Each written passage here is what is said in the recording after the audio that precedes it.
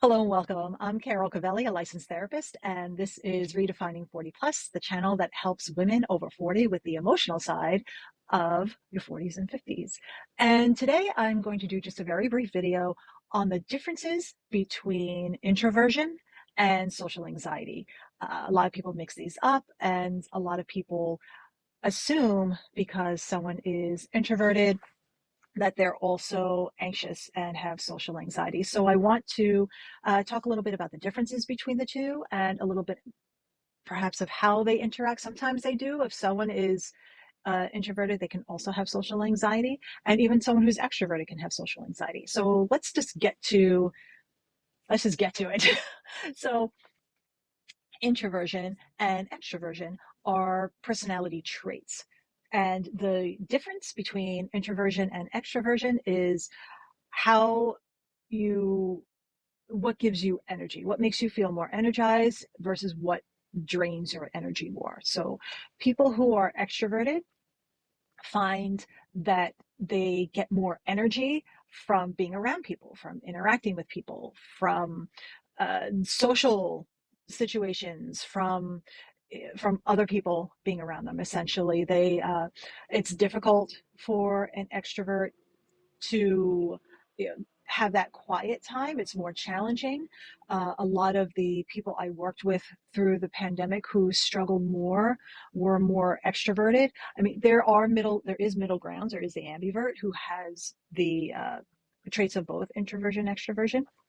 But I found the people I worked with through the pandemic who struggled the most, had the most challenges, were people who are extroverted because they could not be around other people as much as they would like. So that's how they get their energy. Introverts, on the other hand, get their energy from being quiet, being more alone, having their defined time to themselves. That could be being at home, that could be being out in nature, that could be being in a public place, which can also be private, let's say like a library or even a coffee shop. Um, they get their energy from not being around people. Being around people too much or to a great extent is very, very draining. So if you know anyone who's introverted, a lot of times if they're at an event where there's a lot of people or in situations where they're exposed to a lot of people, they will say afterwards that they were very drained and very tired and sometimes had to take the next day to just be on their own and have some quiet time and, let's say, read a book or decompress in some way. So what some people often mix up or confuse is the difference between uh, introversion and social anxiety. So introversion is a personality trait. Social anxiety is a mental health issue. It is in the DSM, which is the book that clinicians use to diagnose. So it is in the Diagnostic and Statistical Manual. And social anxiety is not a personality trait, it is an anxiety disorder. And with social anxiety, the being around other people is not so much about feeling drained, it's more about worries and fears about being judged, being scrutinized.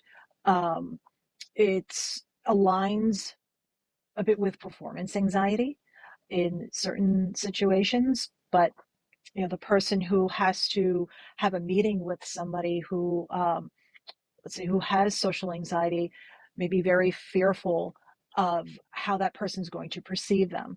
Whereas someone who is introverted, using a one-on-one example, may not be as good for introversion because introverts do tend to feel more aligned with smaller groups and one-on-one. So let me shift that example. So let's say someone who's going to give a public speech, and the person who has social anxiety will give that speech, but will have that fear, or maybe they will be resistant, depending on the level of social anxiety and how much it interferes with their day-to-day living.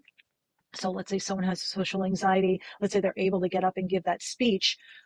They can give the speech, but what they're feeling is anxiety, maybe a level of panic about how they're being perceived as they're given the speech. So they turn very much inward and start scrutinizing themselves and becoming very focused, ultra focused, hyper focused on how they're being presented, what they're looking like.